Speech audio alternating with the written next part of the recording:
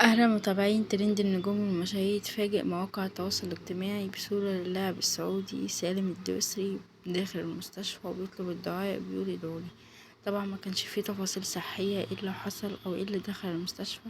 زي ما انتوا شايفين الصورة وهو قاعد على جهاز الاكسجين ومنزل ستوري على الواتساب، قال اللهم اشفيني شفاء لا قاسم له، اللهم عافيني وعافي بدني، وطلب الدعاء من الجمهور. طبعا الصورة دي انتشرت بجدل واسع جدا على مواقع التواصل الاجتماعي. زي ما قلتلكوا الدعاء اللي هو كان منزله على صفحته على الواتساب، كتير اوي اتسألوا ايه اللي خلى سالم الدوسري يخش المستشفى او يبقى في الحالة دي. طبعا كلنا مستنيين الرد او كل الناس مستنية يعرف ايه اللي حصل لسالم الدوسري.